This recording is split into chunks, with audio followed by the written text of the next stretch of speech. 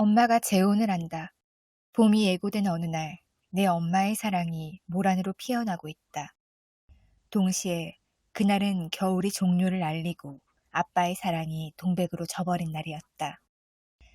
새아빠가 될 사람을 만난 것은 봄비가 내리는 날이었다. 비의 모양새가 보슬하기보다는 추적스러워서 처연했다. 겨울이 마지막으로 발악하는구나 싶었다. 그런 날씨 속에서 유달리 두 가지가 빛을 발했다.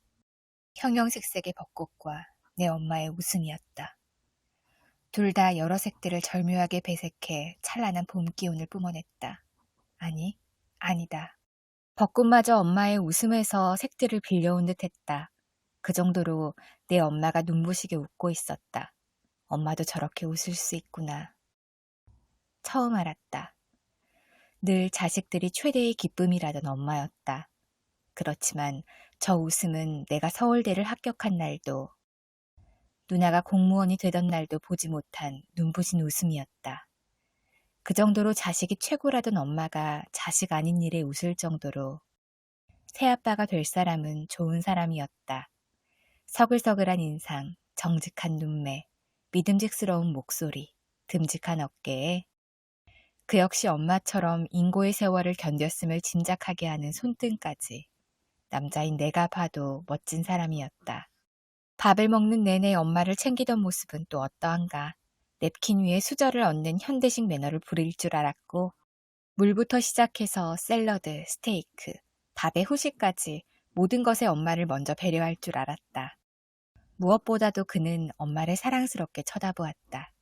같은 남자로서 느껴졌다. 저 눈은 첫사랑을 쳐다보는 눈이고 동시에 내 삶을 전부 걸어도 좋을 여자한테 보내는 강력한 메시지였다. 대화 끝 무렵에는 나와 누나를 내 자식들이라고 먼저 표현해 줌으로써 그가 우리 가족에게 느끼는 책임감에 나부터 벌써 이 만남에 설렜을 정도다.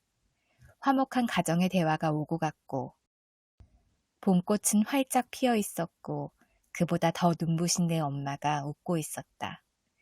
그날은 모든 요소가 완벽한 색을 바라는 한 채의 수채화였다.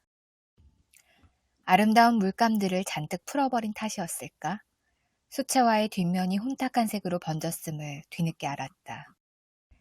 그것은 아빠의 슬픔이라는 색으로 칠해졌다.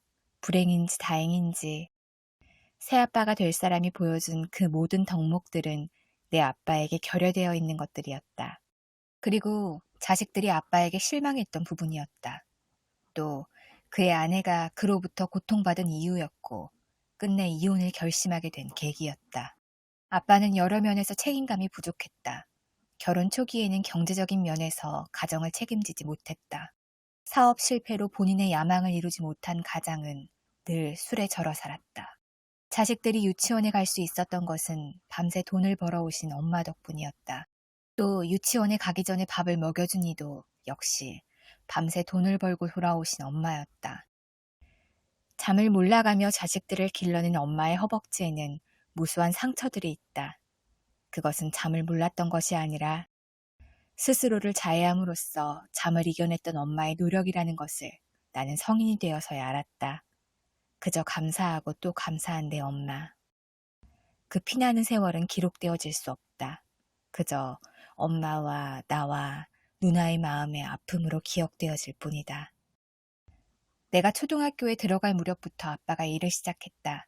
일이 잘 되면서부터 아빠는 엄마가 일을 못하게 했다. 본인도 지난 세월에 대한 책임감을 무던히 느낀 탓이었다.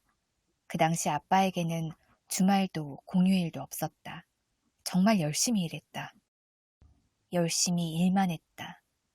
불쌍한 내 아빠.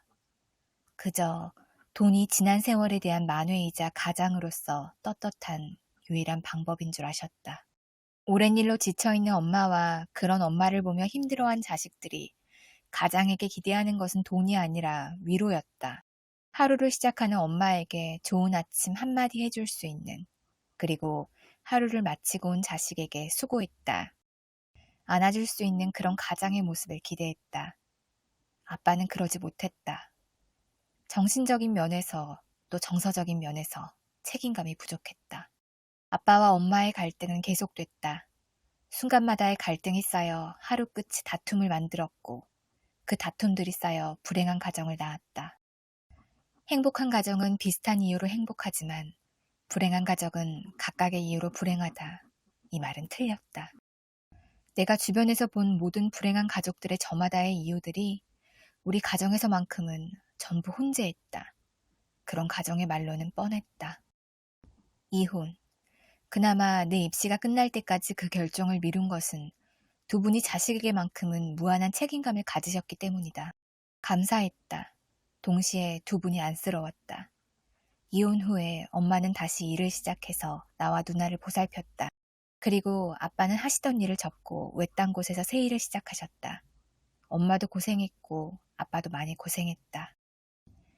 두세 달에 한 번씩은 아빠를 봤는데 많이 우울해 보이셨다.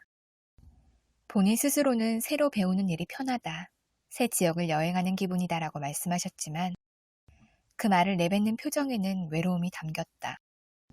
그렇게 사교적이고 사람 만나기를 좋아하던 아빠가 지인 하나 없는 타지에서 무슨 일을 하면서 어떤 시간을 보냈는지 모르겠다. 우울하리라는 것은 막연한 내 추측이었고 그것이 본인 처지에 대한 외로움인 줄만 알았다. 그러다 며칠 전에서야 모든 것을 알았다. 새아빠가 될 사람과의 완벽한 만남이 있고 바로 다음 날이었다. 모처럼 아빠가 일을 쉬고 나를 보러 올라온 날이었다. 나는 밥을 먹으며 대수롭지 않게 아빠에게 엄마의 재혼 소식을 전하려 했다. 아빠에게 엄마는 결혼 생활 내내 증오의 대상이었고 이제는 아빠와는 상관없는 타인일 뿐이니까. 하지만 내가 말을 꺼내려는 찰나 아빠가 먼저 조심스럽게 또 한편으로는 부끄러운 듯이 엄마의 안부를 물었다. 잘 사는지, 아픈 곳은 없는지, 일은 어떠한지, 혹시 내 안부를 묻지는 않았는지. 무뚝뚝한 아빠가 그런 얘기를 내는 것을 보며 어렴풋이 짐작이 갔다.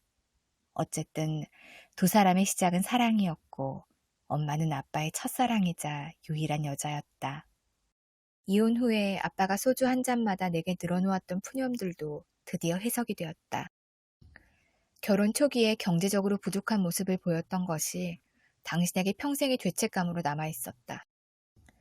술에 절던 그날들이 술보다 더한 쓰라림으로 당신에게 박혀 있었다. 그리고 당신이 일만 하던 그 모든 날들이 속죄가 되기를 당신은 바랐다. 따뜻한 위로 하나 보내지 못한 날들이 아내와 자식들에게 아픔으로 남아있음을 알았고 그것보다 더 많이 당신이 아팠다. 굳이 외딴 타지로 내려간 것도 엄마에게서 멀어져서 용서의 여지가 되기를 바라는 마음이었을 것이다. 그리고 그곳에 내려가서 쓰던 모든 사랑시들이 내가 농담으로 아빠, 거기서 연애하나 보네?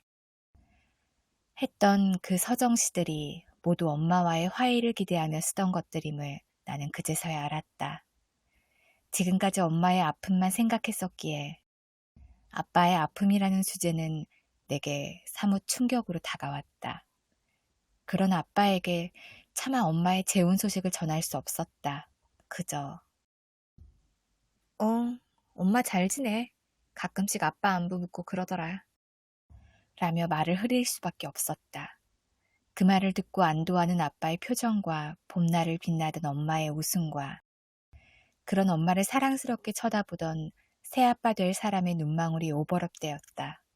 혼란스러웠다.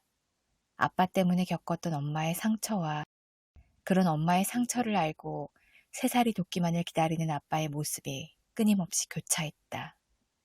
엄마의 웃음이 의미했던 끝내 이루어질 새로운 사랑 앞에 나를 낳아준 두 분이 겪는 정반대의 감정들 때문에 내 고민이 짙어져 간다. 나는 아빠에게 엄마의 소식을 전달하는 것이 맞을까?